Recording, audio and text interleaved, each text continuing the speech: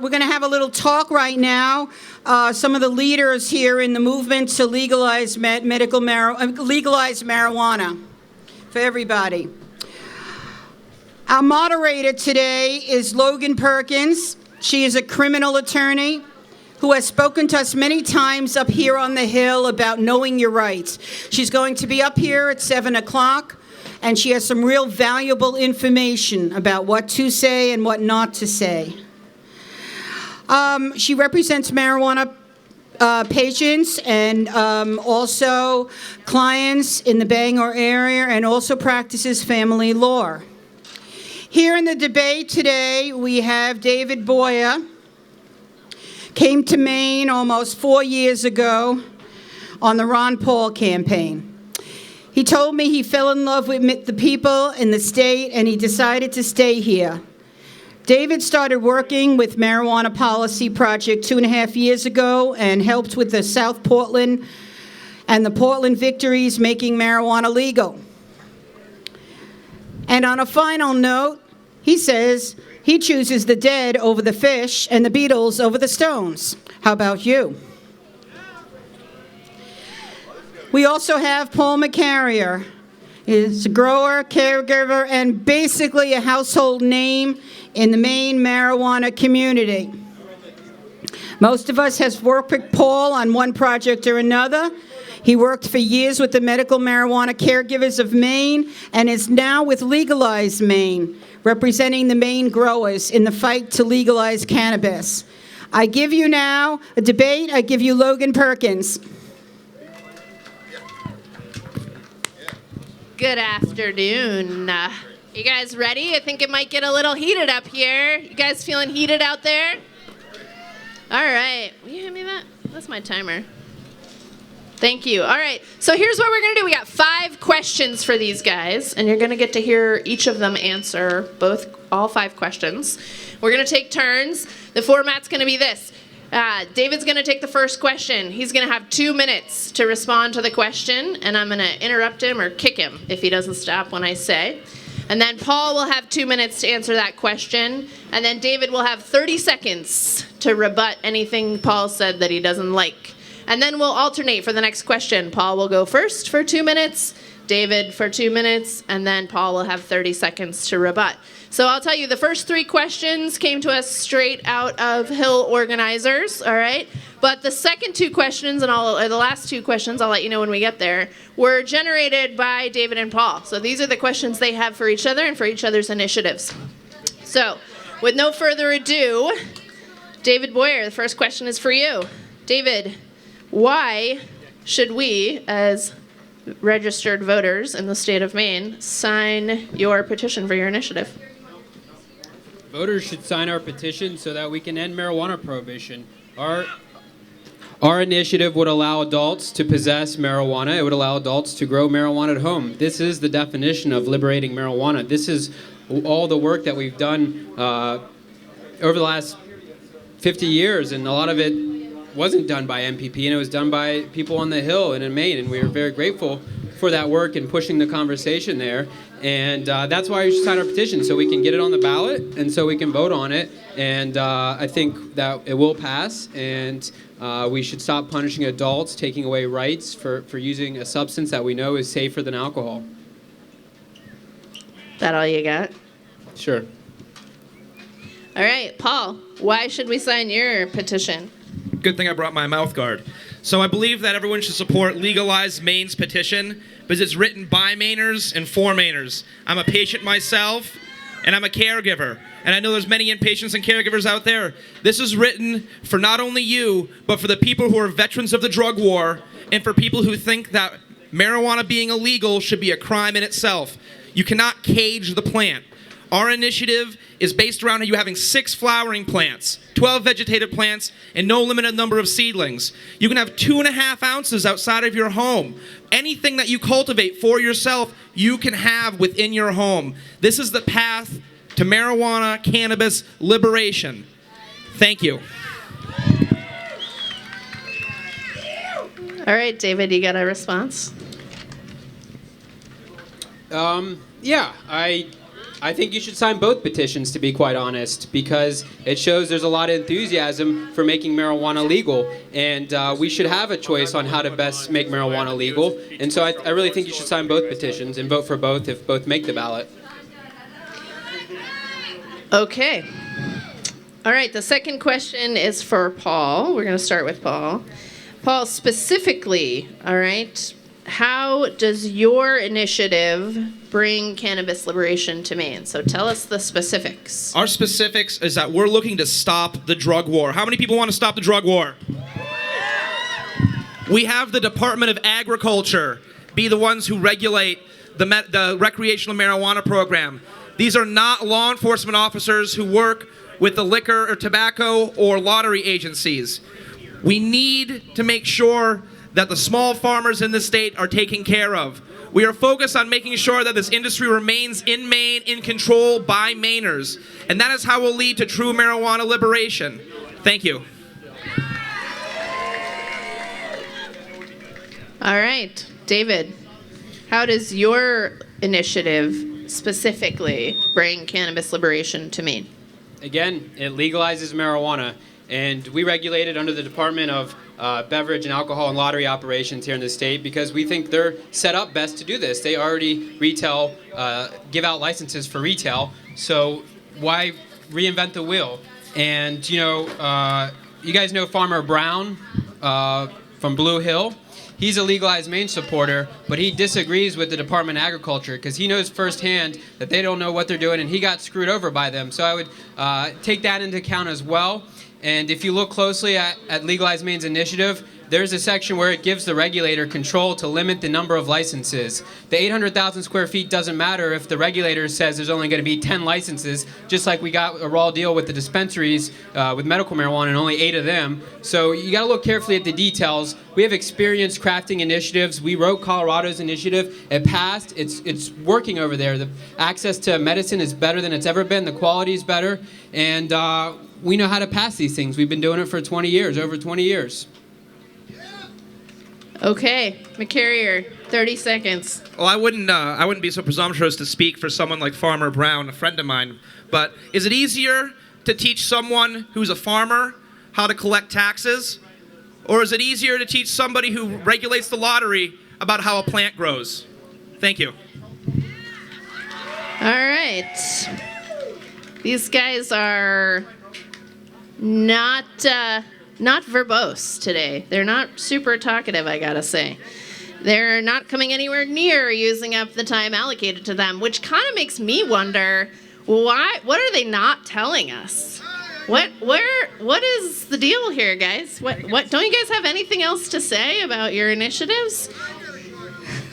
All right, well, let me get through the rest of the planned questions, and we'll see if these guys will entertain a cold question from the audience, all right? We'll see. They might be a little nervous about that, but we'll see. All right, so back to you, David, for another question. Don't forget, you have 2 whole minutes to answer this question if you want to. And, so far, you can kind of say whatever you want in those 2 minutes. If the question doesn't really appeal to you, you just go ahead. All right, so here's what we want to know. What's your plan? How are you going to get the necessary signatures to get your initiative on the ballot? 61,123.4 signatures to get your initiative on the ballot. We're going to use volunteers and paid collectors to get on the ballot. We've collected thousands of signatures so far in the first couple weeks that we've had the petition going. And, Paul's doing the same thing, and we'll probably both make the ballot. It's a real shame that we couldn't come together. Our initiatives are 95% the same, and it sucks that we're both collecting 61,000 signatures instead of working together. It's really unfortunate that, they don't want to work together, and they couldn't compromise on things like the department who regulates it, or if people can have 1 ounce versus 2.5 ounces.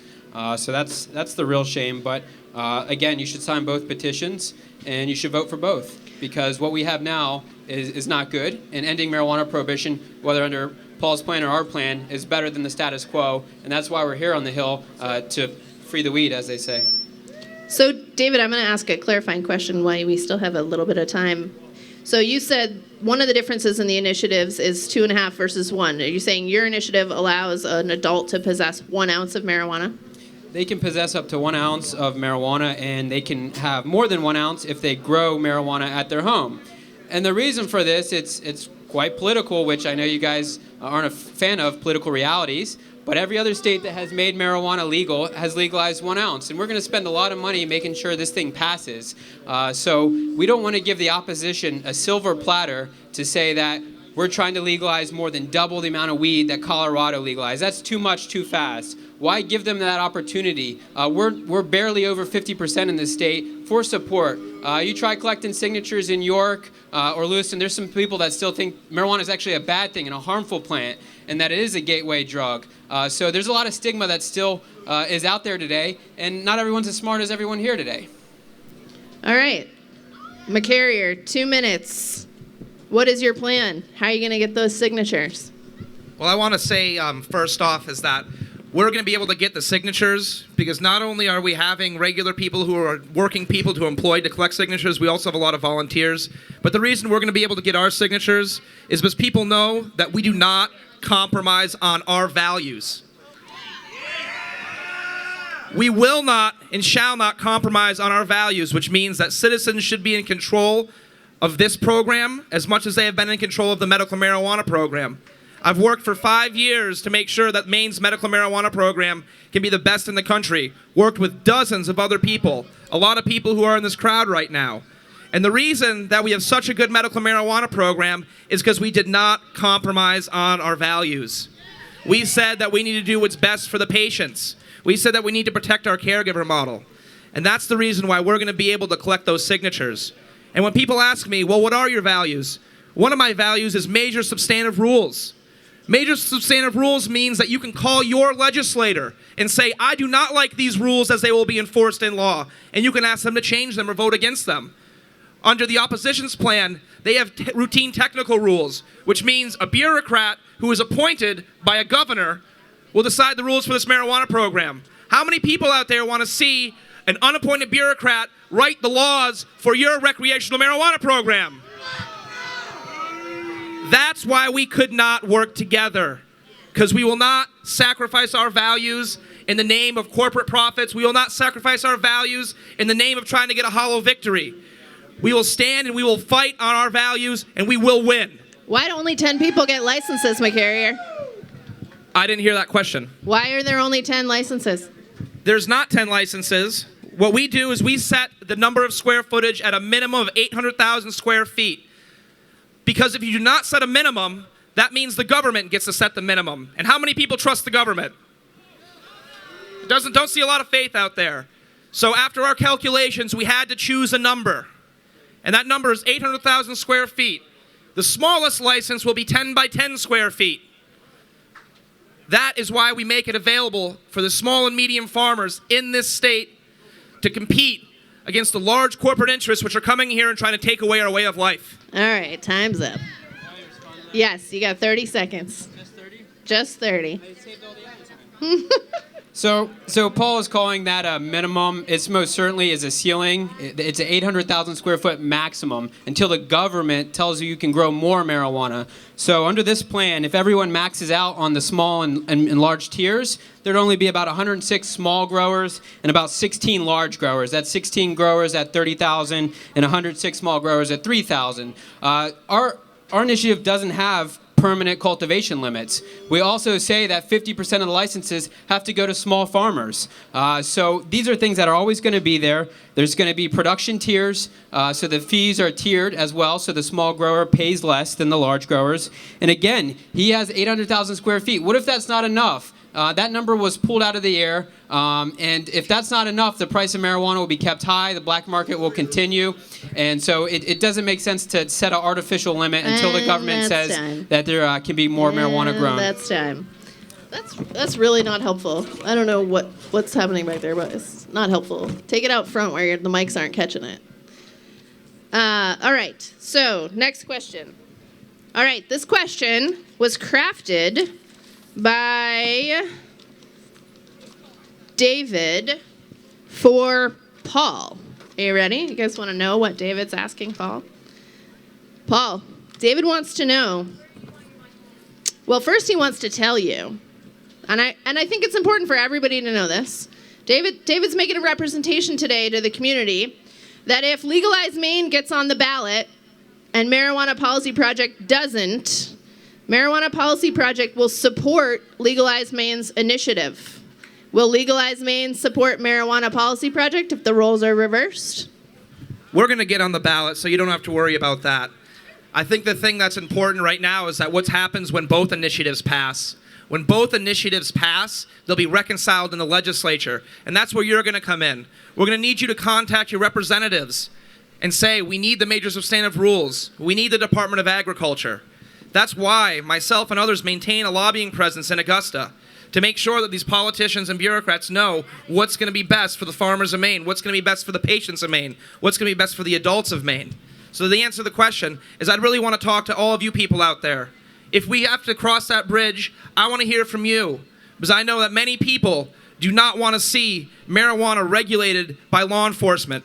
Many people do not want to see marijuana regulated by, like, liquor. We do not want to continue the drug war. We should not continue the drug war by trying to regulate marijuana like liquor. Thank you. All right, David, you want to respond? When we say regulate marijuana like alcohol, this is for voters. It's not for you guys, and it's to give a comparison about how we think.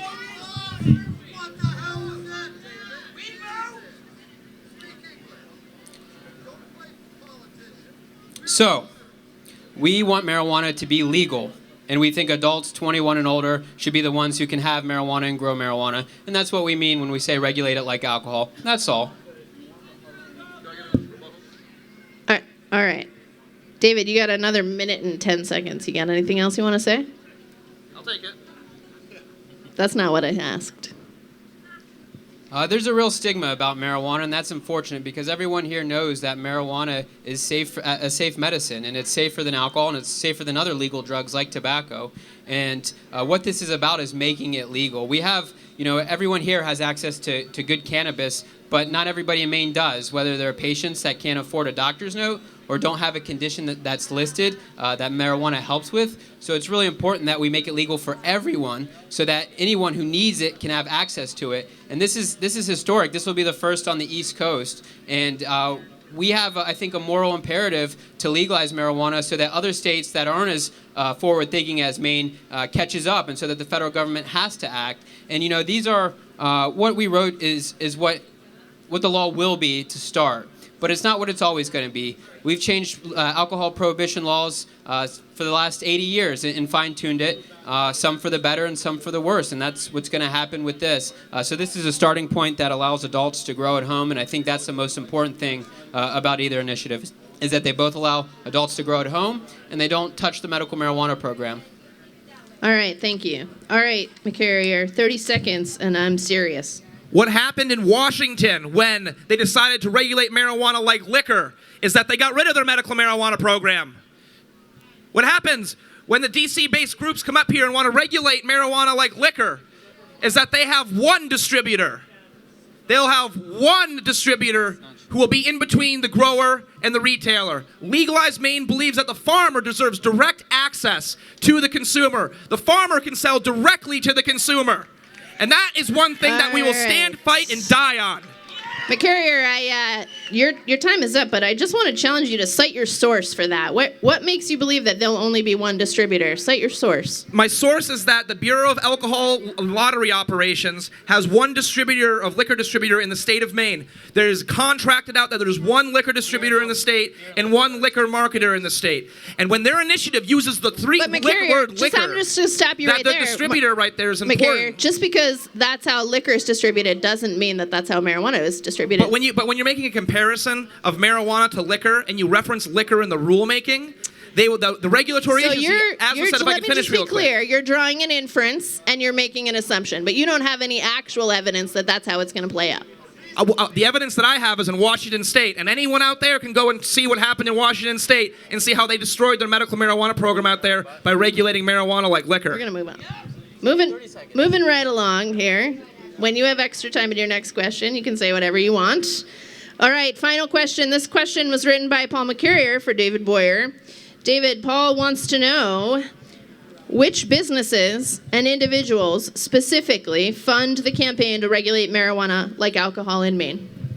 Well, we're a registered committee in Maine, so anybody can go on to maine.gov and look at who has donated to our political action committee, just like same with Legalize Maine. The majority of our donors currently are from Maine and are small dollars donors. One of the highest donors is Cindy Brown, who donated and came to a fundraiser, and we're very appreciative of that and her support for ending marijuana prohibition, as she has.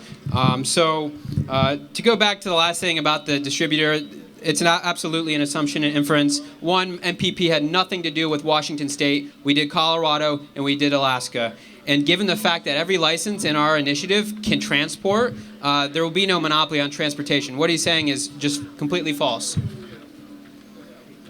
So you have another minute and 15 seconds. And the Marijuana Policy Project is a big supporter of this coalition. They have given us, I'm an employee obviously, and they support the cause so we can get on the ballot and be on TV so we can change the minds of people that disagree on this issue. And the people that give to the Marijuana Policy Project are small donors, large donors, philanthropists, businesses, people in the industry. People that just want to see marijuana legal because maybe they had a bad interaction with prohibition, or someone they know was affected negatively and they want to see the law changed. All right. McCarrier, I'm going to ask you the same question. Tell us all, which businesses and individuals specifically fund Legalize Maine?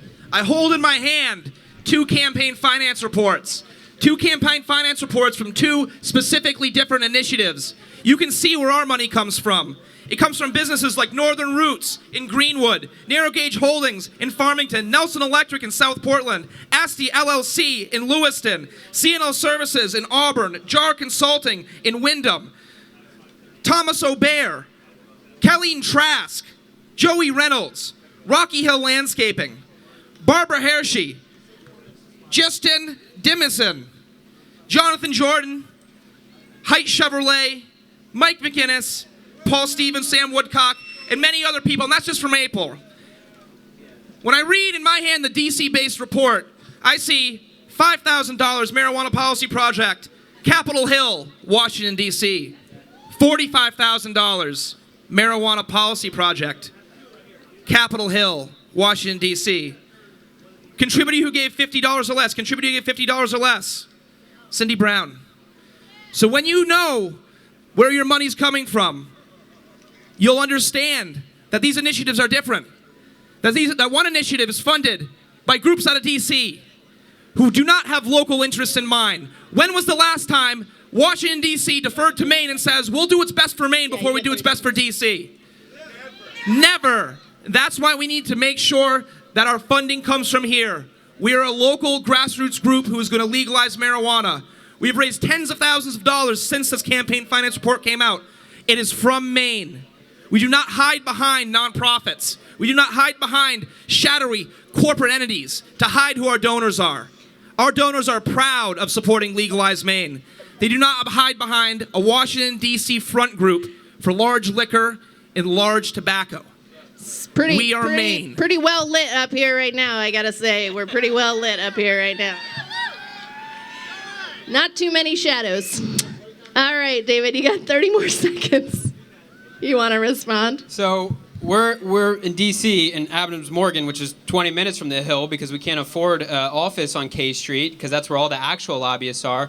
Keep in mind that MPP wrote the 2009 Medical Marijuana Initiative and helped get that on the ballot. And we've changed other laws, other places in other states. And you know, this characterization that we're big marijuana, it's really laughable because we have a budget of what, $2 to $3 million for a staff of 20 or 30 for a single issue organization that the majority of Americans now support. I mean, that is nothing compared to the money that big alcohol, big pharma, the military industrial complex actually have. It's a drop in the water. I mean, the freaking Ham Radio Association probably has a bigger budget than we do. So we're only in D.C. because that's where the people who change the laws are. You can't influence lawmakers from North Dakota. You have to be where they are and press the flesh, and that's what we're doing, and it's working. There's great laws that are changing on the federal level because of our work, because we are presenting the facts. We're done. And so it's just hyperbole coming from the other campaign. Time is up. All right. Well, I hope you all feel like you learned something today. I hope you all feel like we shed some light on these issues, and brought the voices right here to you on the hill. And I'll see you guys in a couple hours. I'll be back to tell you not to talk to the cops ever. Thank you, everybody. Actually, one more thing. David, I want to ask you McCarrier. to sign our initiative, because I want to sign your initiative. That's all right. The band's not ready.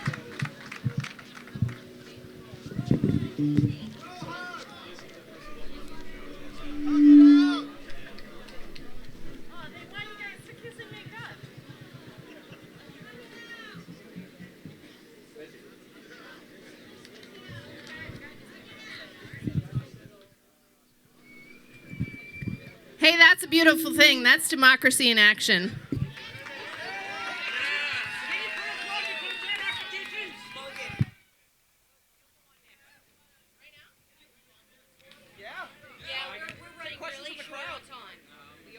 Right now it's 5:33. They're supposed to start at 5:30. We've done no line checks.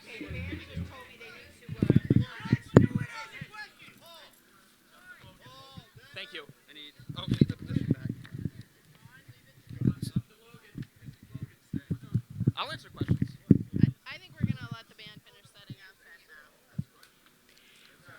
I'm sure these guys will make themselves available to answer all your questions. We're going to let this band finish setting up so that we can all have a good time out here tonight, right?